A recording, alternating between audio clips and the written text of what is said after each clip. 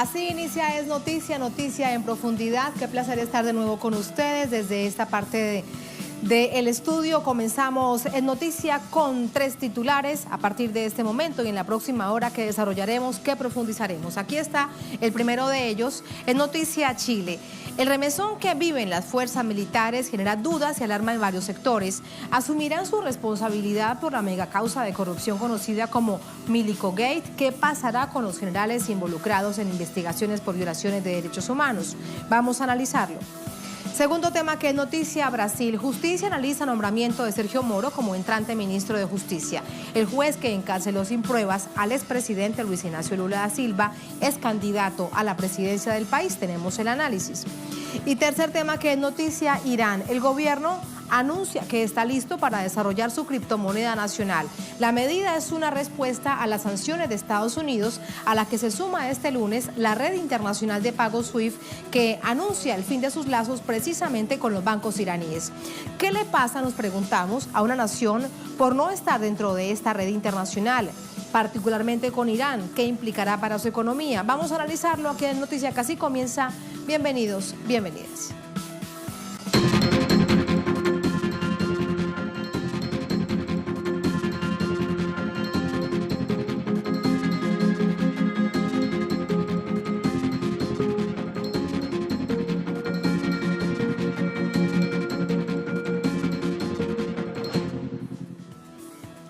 En Noticia Chile, el alto mando militar tiene nuevo rostro tras la remoción de casi la mitad de generales del ejército en medio de un gran escándalo de corrupción y responsabilidades en crímenes de lesa humanidad.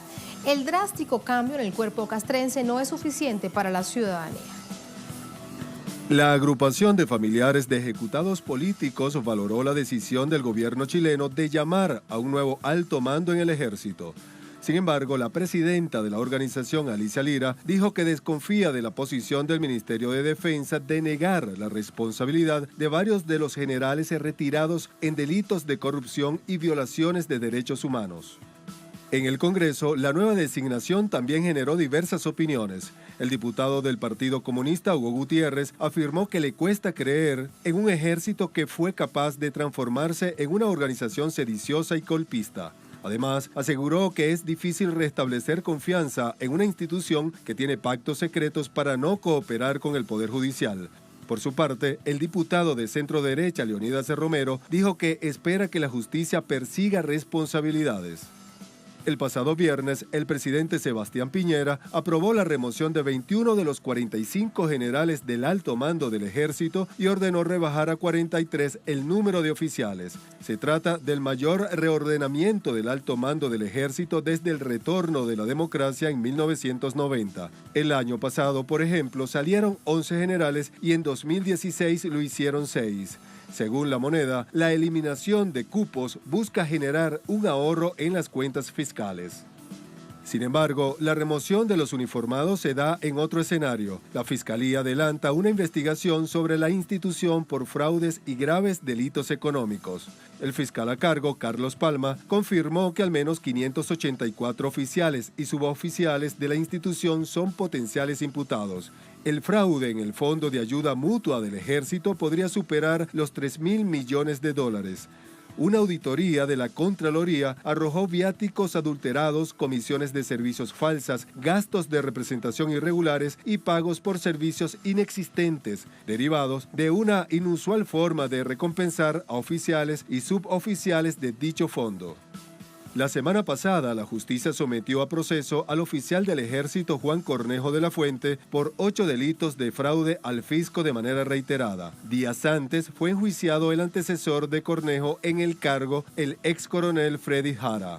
El mes pasado, la justicia llamó a rendir cuentas al segundo al mando del ejército, el general John Griffith. El procesamiento de Griffith se dio en el marco del llamado Milicogate, una megacausa que investiga desde hace 2 años a una red de uniformados y civiles por apropiación indebida de millonarios fondos derivados de la ley reservada que entrega a las Fuerzas Armadas el 10% de las ventas de cobre de la estatal Codelco. Pese a estos hechos, el ministro de Defensa, Alberto Espina, asegura que sería incorrecto e injusto deducir que todos los generales llamados a retiro están involucrados en los hechos investigados por la justicia. Los 21 generales se van impunes, con millonarias jubilaciones y con rango de general, lo que significa disponer de beneficios especiales.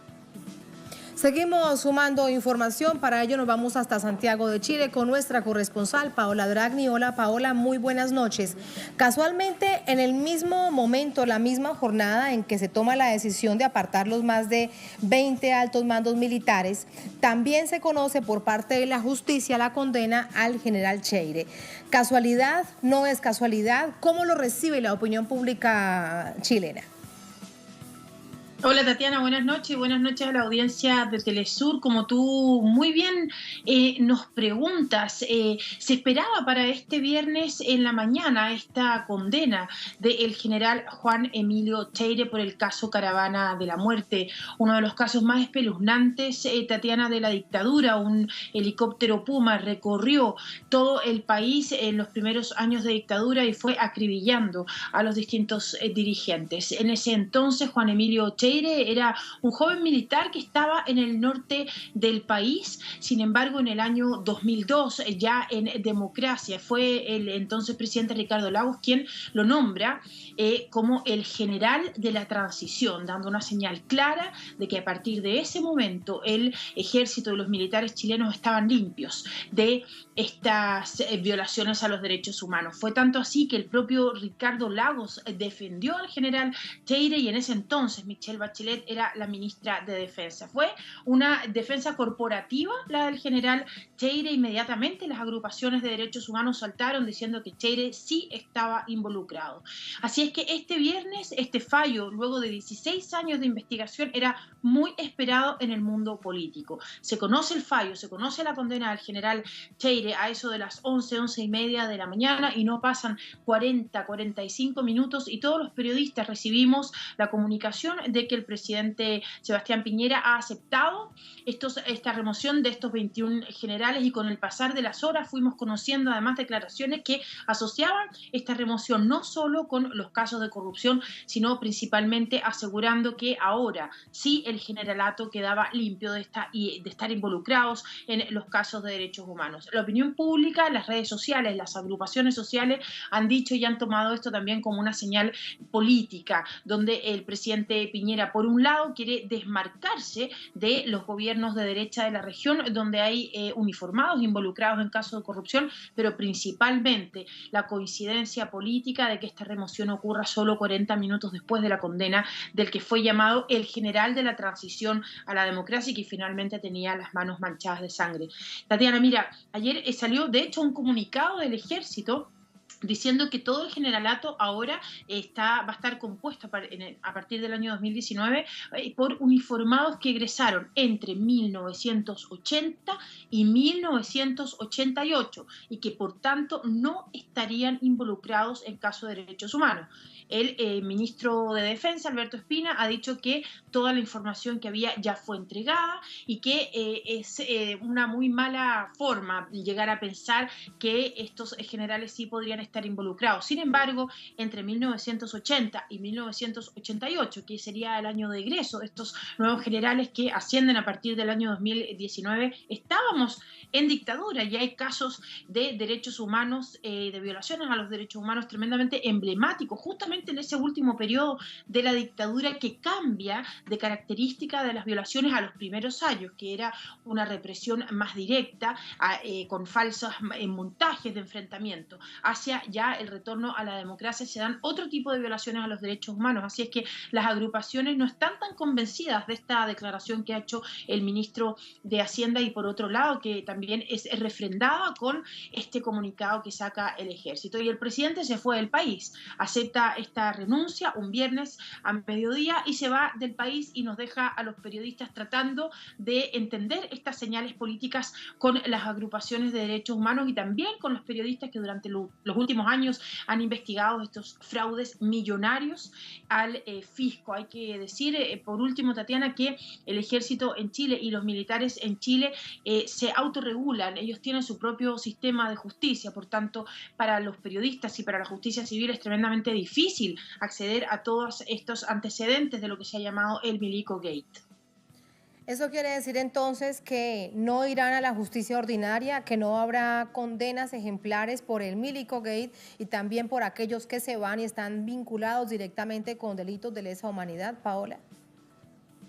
Ahora, eso es una muy buena pregunta, Tatiana, que más bien habría que responderla una vez que el presidente regrese y se haga cargo de esta suerte de polémica que se ha generado tras aceptar, porque como muy bien decía la nota de contexto del compañero, estos generales que se van ya no fueron investigados, se van con este alto rango, con jubilaciones millonarias. Como sabemos, los militares en Chile son los únicos que tienen jubilaciones de reparto solidario, no como el resto de los civiles que tenemos las famosas AFP, así es que se van en una comodidad bastante interesante, importante, sin estos juicios. Ahora, el presidente Sebastián Piñera, antes del viaje, dio señales y le pidió al general Ricardo Martínez que se hiciera una revisión completa respecto de esta remoción y de esta renovación. Y dentro de las cosas que habría pedido el presidente Sebastián Piñera fue justamente que se encargara de hacer una propuesta, una lista de generales que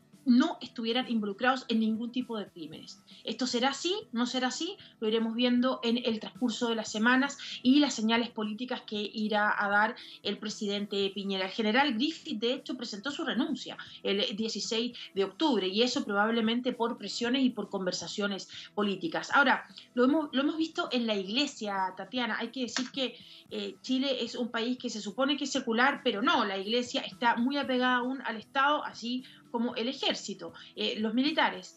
Hemos visto que ha sido posible llevar hoy sacerdotes a la justicia civil. ¿Será posible llevar a estos militares por casos de corrupción? Es una pregunta que se va a responder en el próximo tiempo. Lo que sí bien queda claro es que, por último, por año de egreso, estos militares que asumen el generalato estaban egresando cuando aún había dictadura. Por tanto, sí puede haber sorpresas respecto de que alguno de ellos esté involucrado directamente en caso de violaciones a los derechos humanos. Y por último, Tatiana, creo que es muy importante decir, y también lo decía el compañero en la nota de contexto, aquí hay una cultura del ejército chileno, de la fuerza militar chilena, en la cual se continúa adorando literalmente acciones que fueron encabezadas por Augusto Pinochet. Hace pocas semanas, un par de meses, vimos cómo en la escuela militar se le rindió un homenaje a Krasnov, uno de los militares más sádicos que ha existido en la historia de Chile, un torturador militar, y se le rinde homenaje en la escuela militar. Esto generó una tremenda polémica porque finalmente pareciera que no basta con renovar el generalato, sino con cambiar esta cultura en una frase que Simón Bolívar decía para toda Latinoamérica, diciendo que había que condenar a aquel militar que daba vuelta las armas hacia su pueblo, algo que en Chile aún el ejército y los militares no han pedido perdón. Y esa es la preocupación, la gran preocupación, no solo de las agrupaciones de familiares de víctimas de los derechos humanos, sino también del Instituto de Derechos Humanos, donde no ha sido posible permear a la fuerza militar chilena con educación en derechos humanos de forma concreta y práctica. Ahora, con respecto al caso específico de corrupción, el acento se pone en el Fondo de Ayuda Mutua del Ejército y este fraude, según la propia Fiscalía, el fiscal a cargo, Carlos Palma, dice que podría superar los 3.000 millones de dólares. ¿Qué es lo que pasa con ese Fondo de Ayuda Mutua y cómo es que maneja tanto nivel de dinero solo para un sector del Estado, para las fuerzas militares? Esta fue, bueno, son varias situaciones jurídicas que se dan también durante la dictadura y que justamente blindan al ejército y a la fuerza militar. Ahora, hay una ironía de la historia, Tatiana, si bien se podría decir de esa forma, porque la ley reservada del cobre que se afirma durante la dictadura de Augusto Pinochet fue el presidente Salvador Allende, quien en los 3 años de gobierno hace algunas reformas para poder elevar el estatus y las condiciones laborales de los militares chilenos que que hasta ese entonces eran bastante paupérrimas en comparación a lo que después vimos en la dictadura. Fue ahí cuando comienza a hacerse algunas reformas para mejorar laboralmente a los militares en Chile, y ya con la dictadura, por supuesto, que se hacen estas leyes de amarre y estas leyes donde se le da el dinero reservado del cobre a la fuerza militar, y ellos no tienen ningún deber con el Estado de Chile de rendir cuentas de lo que hacen con este sueldo de Chile, como se le ha llamado a los excedentes que produce el cobre. Otra de las leyes secretas, por ejemplo, que beneficia a los militares chilenos es que ellos pueden solicitar terrenos, propiedades del fisco del Estado. El fisco se los entrega y ellos no tienen, los militares no tienen por qué rendir cuentas de qué se hace con estos bienes que reciben de parte del fisco. Y ahí también hay una arista que se va a comenzar a destapar, porque son edificios, terrenos agrícolas gigantes que el ejército y los militares venden, transan, mueven estos dineros y no tienen que rendirlos al fisco. Entonces aquí, por un lado, va a ser tremendamente difícil, y lo ha sido. Estos no son los primeros escándalos de corrupción que se han dado en el ejército, meter la mano civil para poder investigar, sino que finalmente el gran desafío, es decir, ¿por qué hay leyes que continúan amparando esta impunidad de estos fondos de ayuda mutua, como se les hace llamar, o bien de todas estas transacciones a las cuales el fisco no tiene acceso de conocer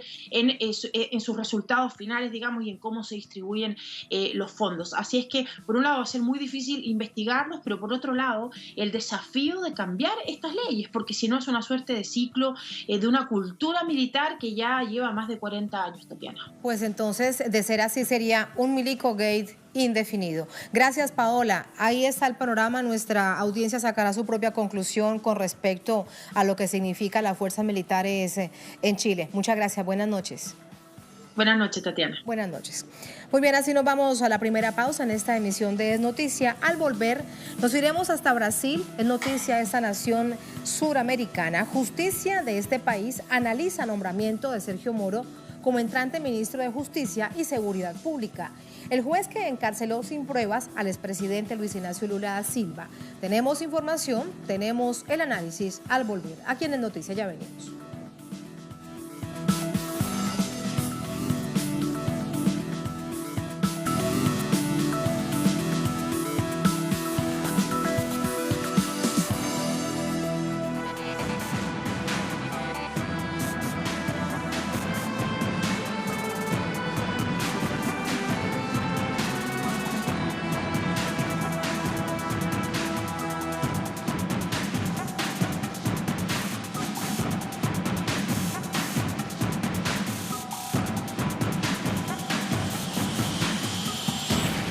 En Noticia Brasil, el Consejo Nacional de Justicia de esta nación decide investigar al juez Sergio Moro por presunta actividad política al aceptar el puesto de ministro de Justicia del nuevo gobierno de Jair Bolsonaro. Ministro de Justicia y de Seguridad Pública, aquí los detalles.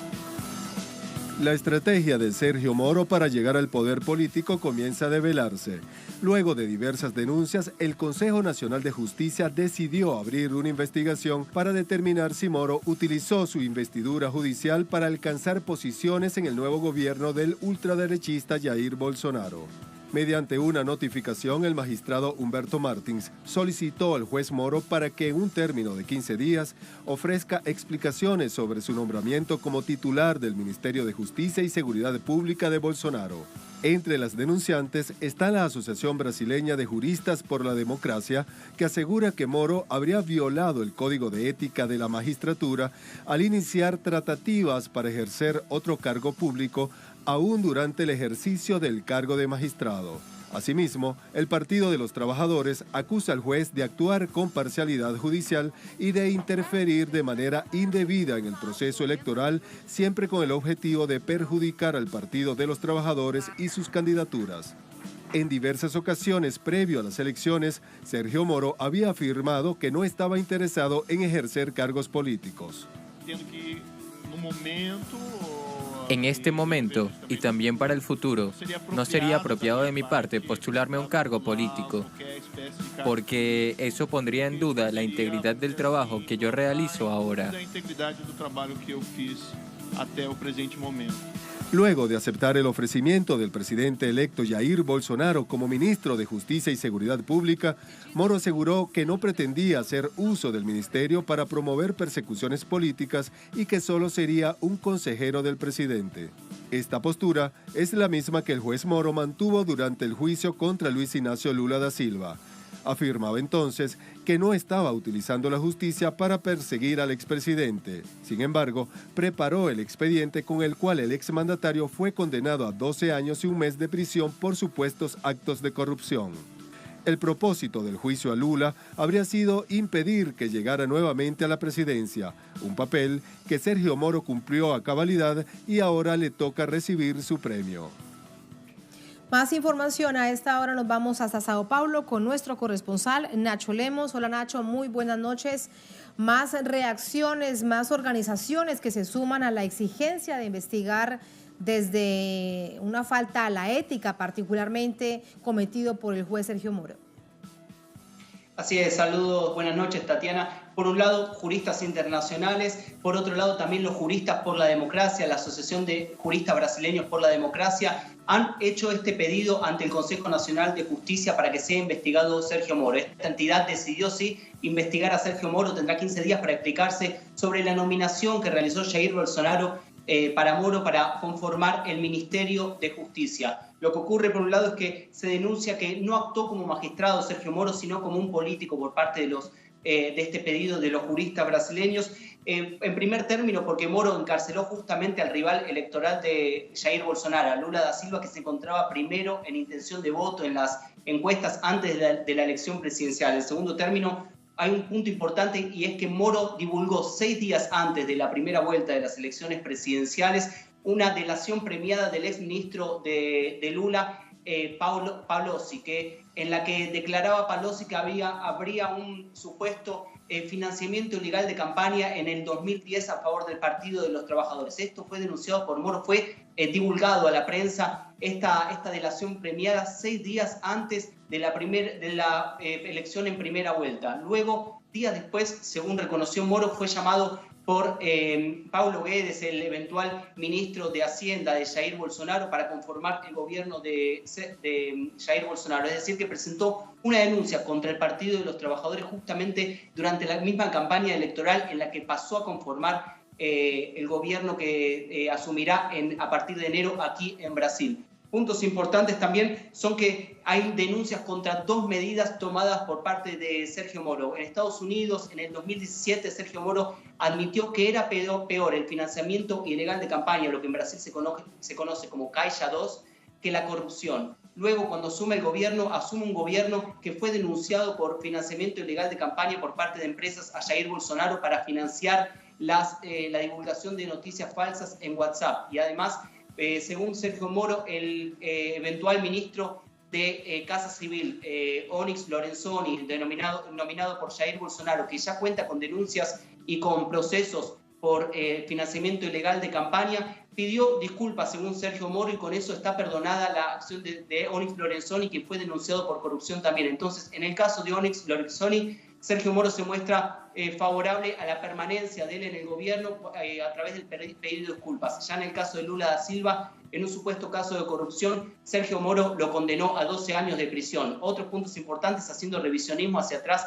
de la tarea de Sergio Moro contra el Partido de los Trabajadores, son la divulgación de audios entre Lula da Silva y Dilma Rousseff, justamente en medio del proceso de impeachment, y eso llevó a la población, a la clase media y élites, a las calles para impulsar el impeachment contra Dilma.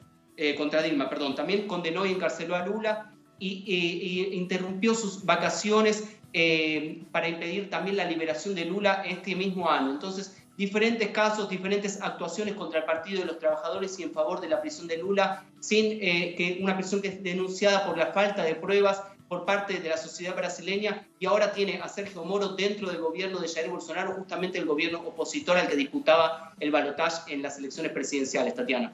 Y a propósito del expresidente Luis Ignacio Lula da Silva, ¿qué mensaje le envía al país hoy después de haberse encontrado con Leonardo Boff? Así es, hoy Lula da Silva se encontró con el teólogo Leonardo Boff, una de las figuras religiosas e intelectuales más importantes de Latinoamérica, si se quiere. En ese encuentro, Leonardo Boff admitió que Lula se encuentra con buen estado de ánimo, pero aún indignado por la situación en la que se encuentra, denunció nuevamente la actuación de Sergio Moro y exigió que sea presentada tan solo una prueba para justificar la prisión en la que se encuentra en este momento. Lula da Silva nuevamente resaltó el carácter político de esta prisión y ahora contó nuevamente con el apoyo de Leonardo Boff, una de las figuras más relevantes aquí en Brasil en cuanto a los movimientos sociales y a la representatividad que tiene religiosa dentro de los movimientos sociales brasileños, Tatiana. Gracias, ahí está todo ese panorama de la jornada a través de ti, Nacho. Gracias por contárnoslo. Muy buenas noches.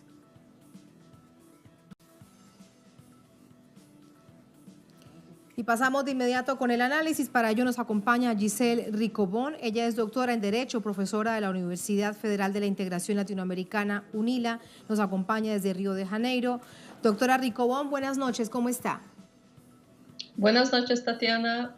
Muy bien, ¿y vos? Gracias a usted por acompañarnos. ¿Se configura un caso en términos jurídicos, en términos judiciales, para investigar al juez Sergio Moro? Claro, a nosotros no quedamos muy sorpresos con la actitud de Sergio Moro, porque ya habíamos organizado 2 libros con más de 100 juristas evaluando el fallo de primer grado y después del segundo grado, y miramos ahí la persecución política que se pasó con el expresidente Lula, ¿no? Entonces ahora queda clarísimo que eso realmente se ha pasado, como ya habíamos nosotros hablando, ¿no?, todo el tiempo, y quedó clarísimo todo, casi como una recompensa de todo lo que ha hecho ese juez Sergio Moro, ¿no? ¿Qué caso se incluye específicamente? Hemos visto a través de las organizaciones de juristas que dicen que se estaría violando el principio a la ética. ¿Esto qué significaría para tratar de entender la reconfiguración de este caso si al final de cuentas el magistrado que lleva el caso dice, como él lo ha planteado durante esta jornada, que unirá todas estas denuncias para llevar un solo caso de investigación? Claro, nosotros presentamos delante del Consejo Nacional de Justicia un requerimiento para que evalúe los ilícitos practicados por el juez en ese punto, ¿no? De tener aceptado un cargo incluso cuando sigue en la magistratura. Eso es muy importante decir, ¿no? El juez no está dimitido de su función de juez, incluso sigue entonces teniendo informaciones sobre los procesos que tiene sobre su juzgamiento, ¿no? Y eso viola un artículo constitucional que es de la prohibición de hacer política partidaria, que es de los jueces, ¿no? Los magistrados no pueden hacerlo. Y eso viola, por lo tanto, no solo la norma constitucional, como los reglamentos internos de la propia magistratura, que impide ese tipo de actividad de los jueces para mantener la imparcialidad en los procesos que están sob sus análisis, ¿no?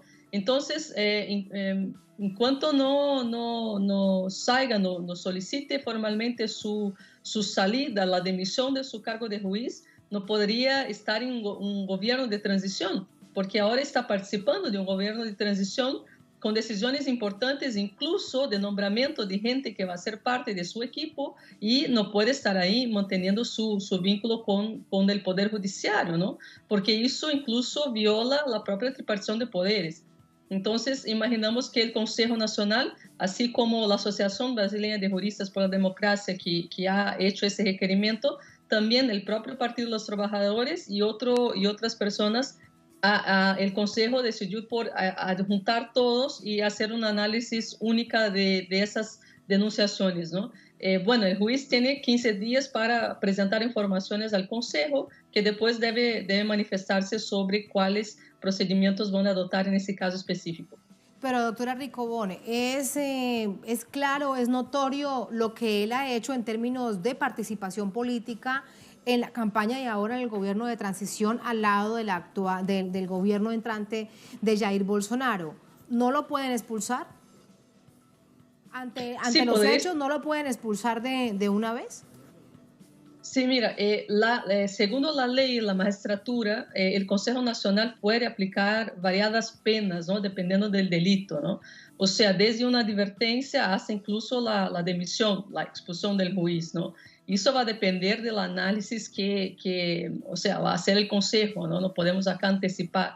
Ahora, claro, el propio Partido de los Trabajadores ha pedido una liminar que impediría a Moro de asumir el Ministerio de la Justicia, ¿no? Pero eso todo va a depender de la evaluación del Consejo Nacional de la Justicia según las reglas y las normas de la propia magistratura, ¿no? Ahora, una pregunta más política que jurídica, doctora Ricobón. El juez Sergio Moro debe saber exactamente en qué terreno se está moviendo y si lo hace es porque se siente protegido. Políticamente, ¿qué mensaje se envía? Sí, eso es una pregunta muy importante porque en toda campaña Bolsonaro habló muy fuertemente de persecución, incluso a sus opositores, ¿no? Habló que va a recrudecer las leyes penales, que va a también poner los movimientos sociales con tipos penales de terrorismo. O sea, es un discurso totalmente violador de derechos humanos. Sergio Moro tiene opiniones un poco divergentes, pero siempre que habla con algunas diferencias, pero habla diciendo que va a seguir y cumplir y que respeta la jerarquía del presidente. Entonces, sabes que está con un programa de gobierno que fue electo para eso. Y por lo tanto creo que el discurso y la práctica tiene el principal ministerio en las manos para hacer una persecución incluso violenta a los opositores y incluso contraria a los principios democráticos, ¿no? Creo que por más que hable, que tiene un poco de divergencia, tememos que realmente va a poner en práctica las promesas de campaña del presidente. De hecho, ¿qué implicará esta unidad de los ministerios, justicia y seguridad pública? ¿Esto qué implicará para el país? Claro, toda una idea de control del crimen en Brasil, o sea, se recrudece las fuerzas de seguridad para persecución de lo que entiende del crimen organizado, pero también en una visión más ampliada de lo que sea los comunistas. Hay ahora tentativas de transformaciones de leyes que están pasando al Congreso para que se permita esa persecución, y yo creo que el Ministerio de la Justicia va a, lamentablemente, concentrar esas acciones más duras en términos de control del crimen, pero también de forma ampliada para contener a los opositores, ¿no? Entonces será el Ministerio Central que va a poner en marcha esa promesa de campaña, como yo he dicho, ¿no? De persecución a los enemigos, entre comillas, del presidente. Doctora Ricobón, por último quiero preguntarle, nos salimos solamente un poco del tema, pero está directamente relacionado con la figura del expresidente Luis Ignacio Lula da Silva. Hay gran preocupación no solamente por el proceso judicial ahora con el juez Sergio Moro como titular del Ministerio de Interior y de Seguridad Pública, sino también por la vida del propio expresidente Luis Ignacio Lula da Silva. Desde todas estas organizaciones jurídicas, ¿cuál es la posición actual ante todos estos hechos? Bueno, eso es realmente lamentable lo que ha pasado, porque el fallo como todo es frágil, no existe prueba, como ya fue planteado hoy en la entrevista. Y eso es muy preocupante porque los recursos en la Corte Constitucional siempre son negados, ¿no? Hay una tentativa de un otro recurso, incluso por el hecho del propio juez Sergio Moro tener aceptado, ¿no?, el ministerio.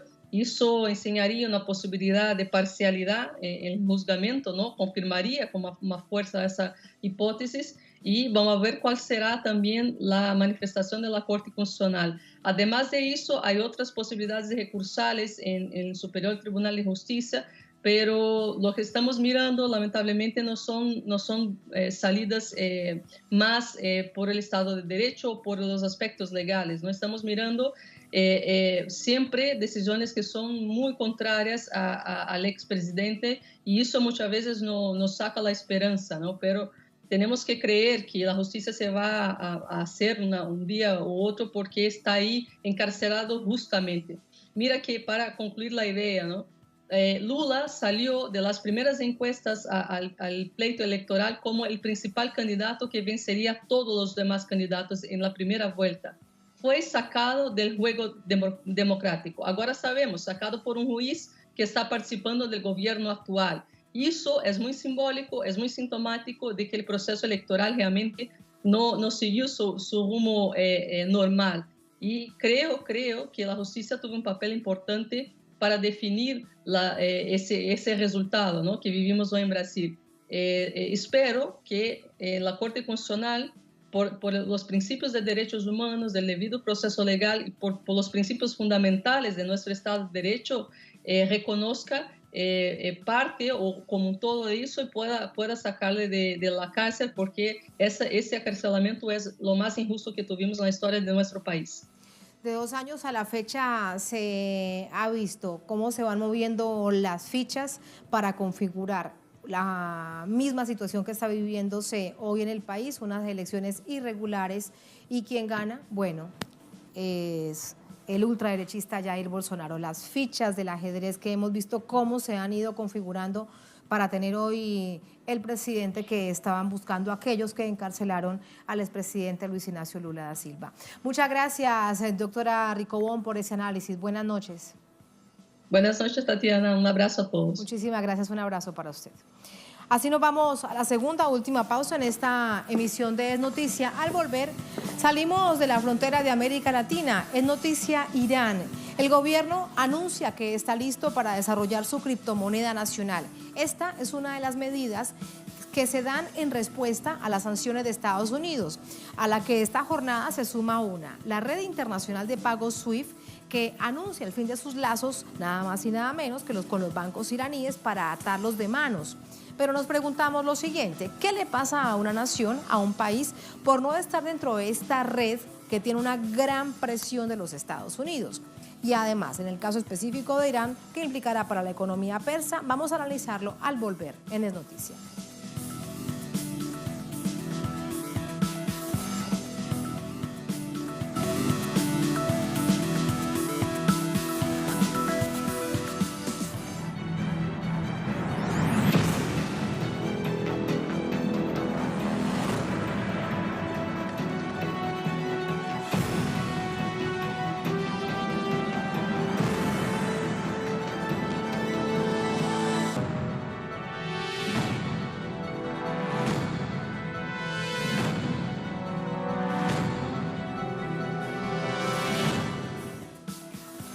Es noticia Irán. Una de las sanciones que ataca al sector financiero de la nación persa es la desconexión del Banco Central iraní del sistema internacional SWIFT.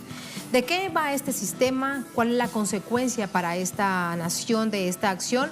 Vamos a conocer más de la maniobra aplicada por el gobierno de los Estados Unidos a nivel internacional en contra del pueblo y gobierno iraní.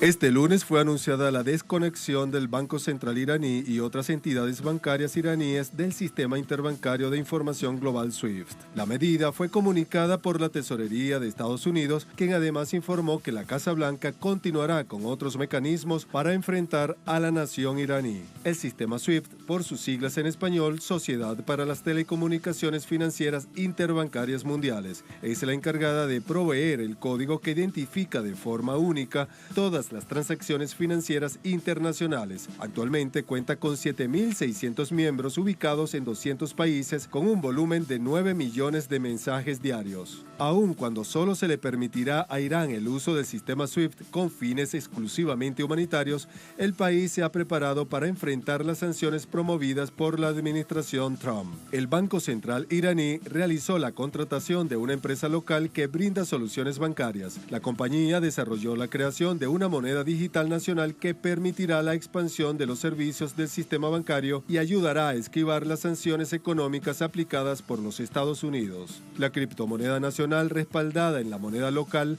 se encuentra en su fase piloto para evaluar la capacidad de sustentar los pagos financieros y liquidaciones entre bancos y banca minorista.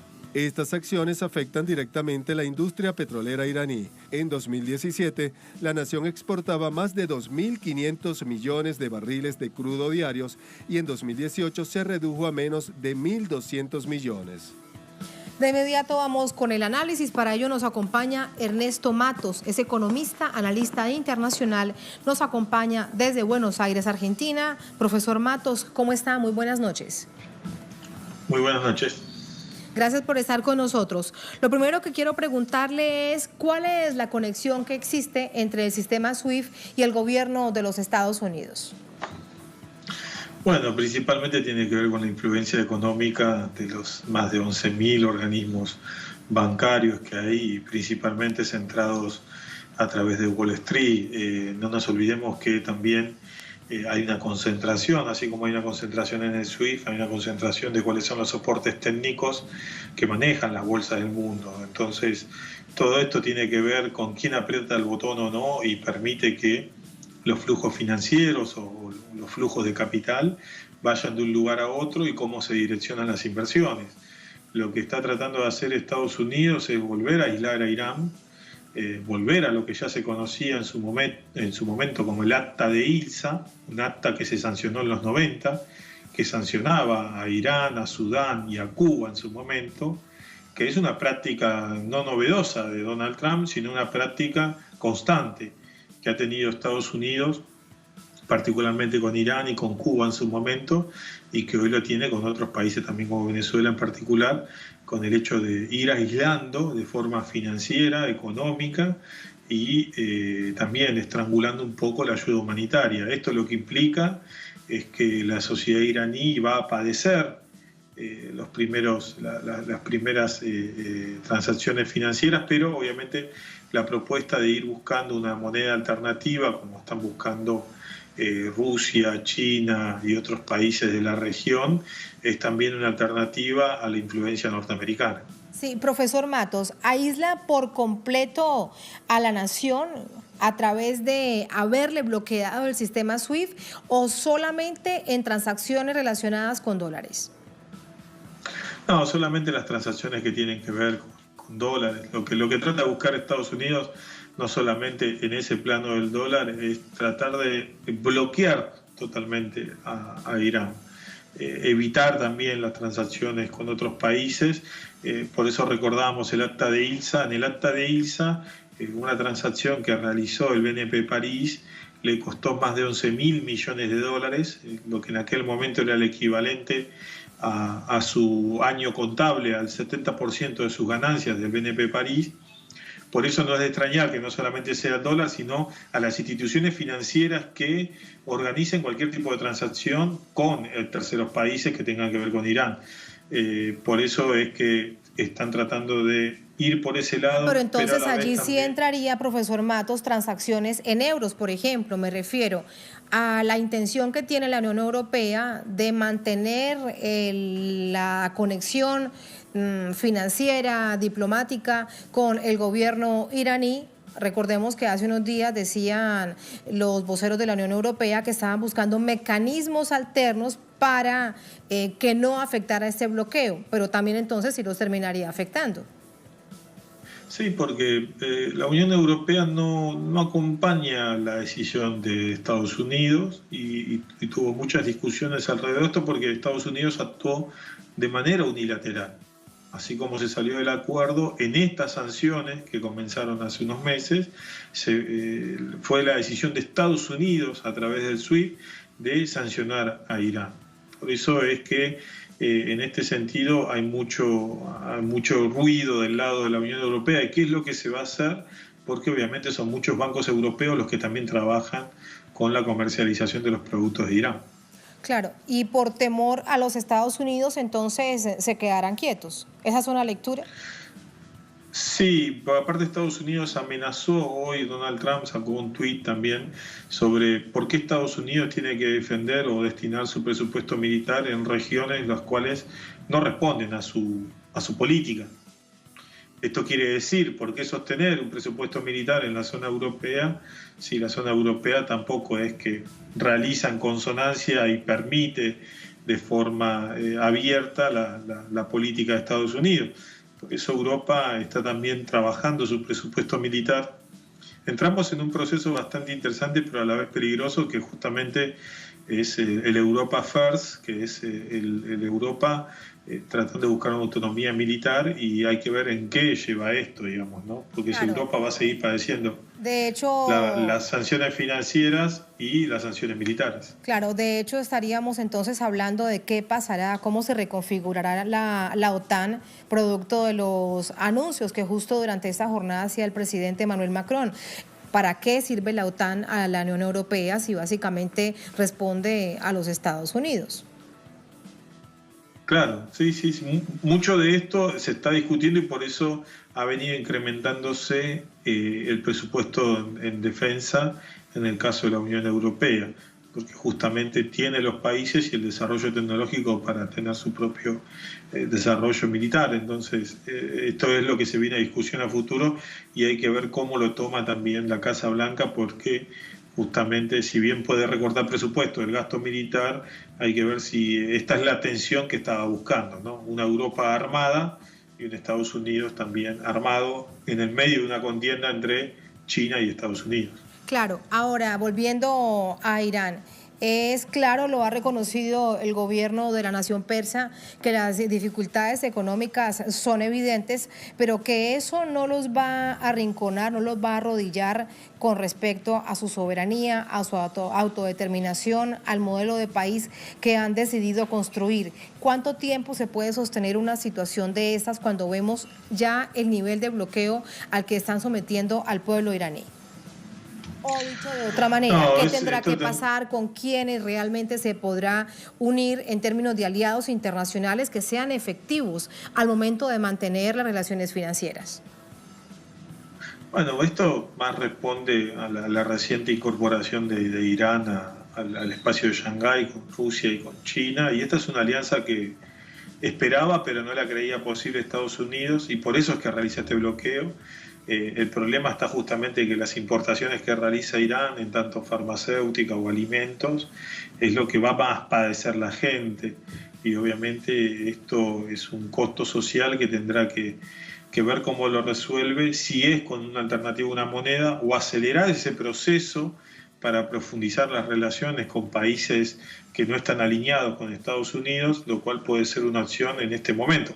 El tema es que también Irán pueda recibir ayuda de terceros países que cuenten con esa autonomía de no depender de las decisiones de la Casa Blanca. Me queda una pregunta por hacerle y está directamente relacionada con el petróleo, con el crudo a nivel internacional. ¿Qué efectos podrá tener no solamente para Irán? Ya lo decíamos en la nota, cómo se ha afectado cuando comenzaban las sanciones de Estados Unidos, ya en el gobierno de Trump 2017 a la fecha. A nivel internacional, ¿qué crees que pueda realmente suceder? No es un asunto de mera especulación, sino que sabemos que cuando se dan este tipo de situaciones hay variaciones en el precio internacional del crudo. Bueno, uno podría esperar que siga subiendo el precio del petróleo, pero por ahora lo que se está discutiendo es estabilizarlo e ir haciendo crecer de a poco. Esto tiene el acuerdo de los países petroleros y no petroleros. El tema es cómo, si es que a Estados Unidos le conviene un petróleo más caro o no. Entonces acá vuelve de vuelta a jugar esto. Tal vez el sacar del mercado a Irán permitirá más influencia de países aliados con Estados Unidos, pero por ahora solamente uno puede hacer especulaciones. Muchas gracias, profesor Matos, por ese análisis. Así están las cosas en un tema tan complejo, pero que evidencia a dónde puede llegar Estados Unidos en el intento de aislar a una nación que decide ser independiente. Muy buenas noches, gracias. Hasta luego. Hasta luego. Gracias también a ustedes por habernos acompañado. Así ponemos punto final a esta emisión de Noticias. Cerramos nuestra pantalla tradicional. Nos quedamos en redes sociales, @noticiatelesur, @TatianaTelesur durante esta jornada. Otro hecho fue noticia. Con eso los dejamos. Hasta mañana. Sigan con nosotros.